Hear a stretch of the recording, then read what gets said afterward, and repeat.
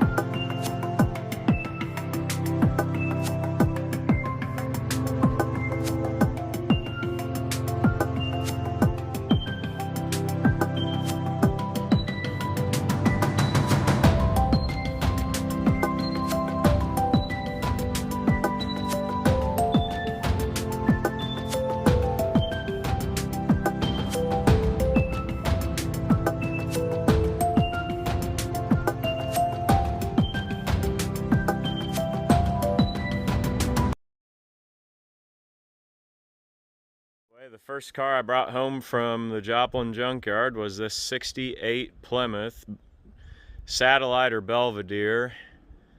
This one's a 4-door, other than the driver's door and a few other pieces. Pretty complete car. This was the first one that I loaded up. Out at my shop I have a 1969 Roadrunner that will be something I might possibly work on as a future project.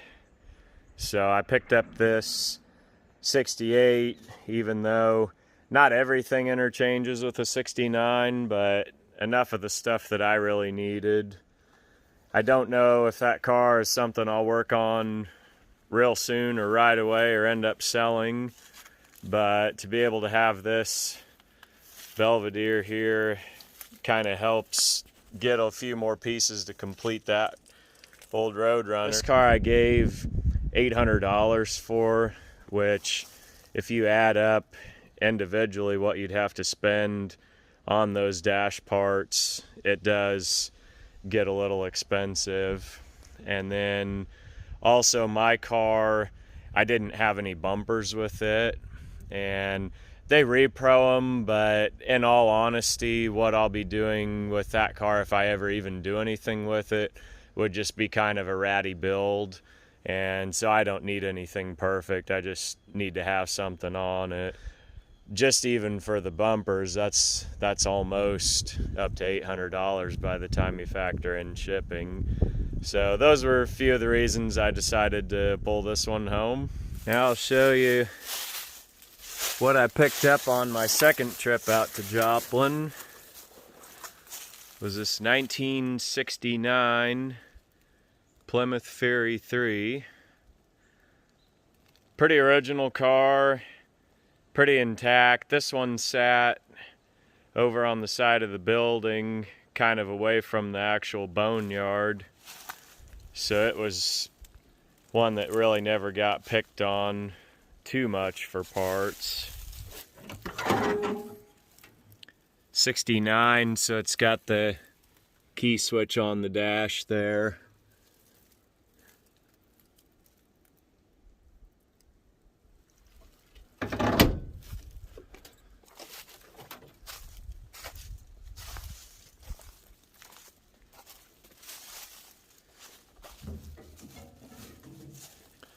Under the hood, this one's got the orange LA small block, so I suppose in 69 that would have been a 318. Just about positive of that. Manual brakes, unfortunately, that's probably of any upgrade on an old car, manual brakes would be the one thing you'd want to do away with first. I actually like manual steering. I love crank windows.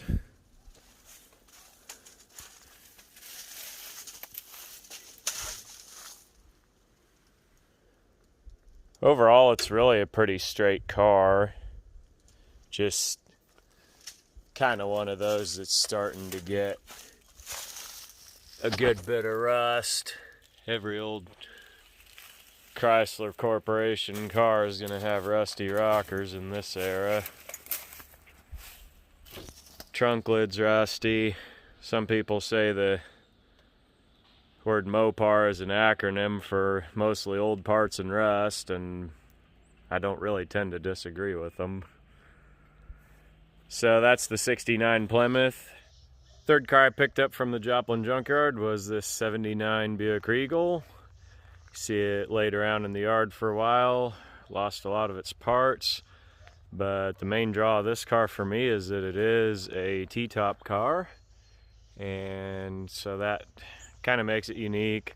I had a couple T-top Cutlasses that were Junkyard rescues, Malaise rescue.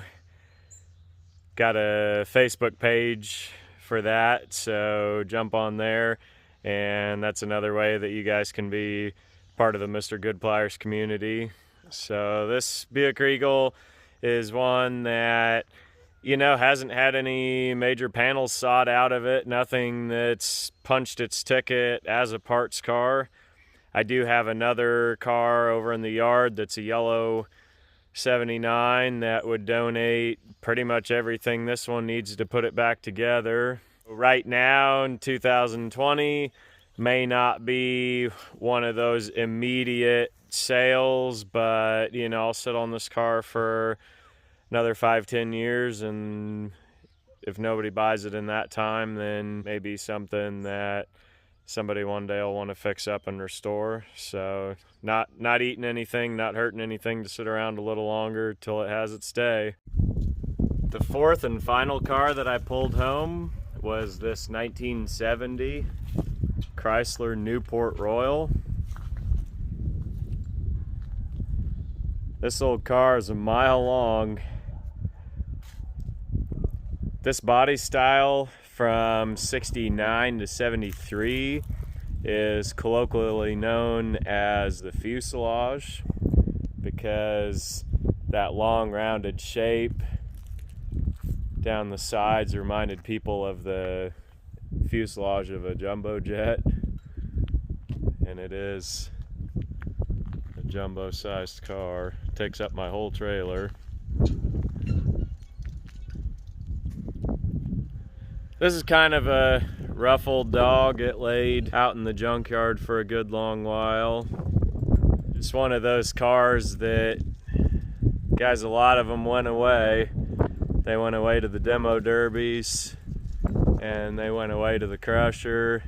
One of these cars, you might kind of look at what was out at that junkyard and see all the muscle cars and think, man, why did he save Chrysler C bodies? But there's just not a lot of these around every corner for parts.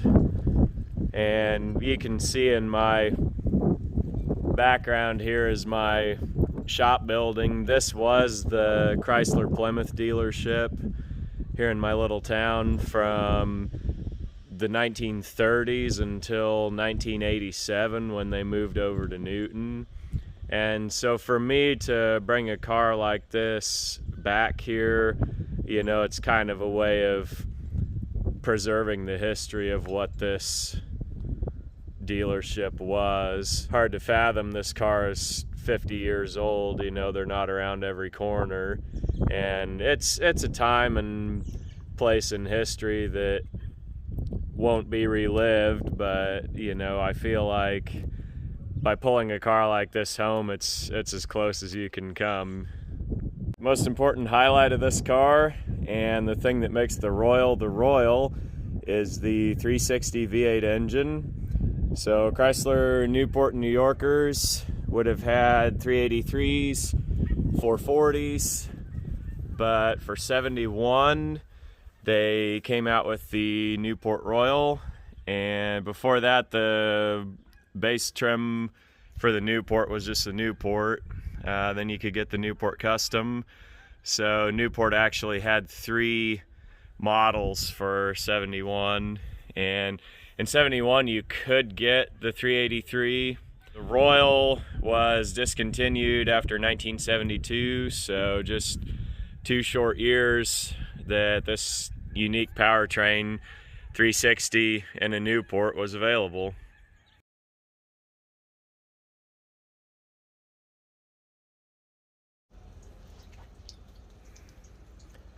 Vote Bill Johnson for tax assessor. Boy, I hope he wins.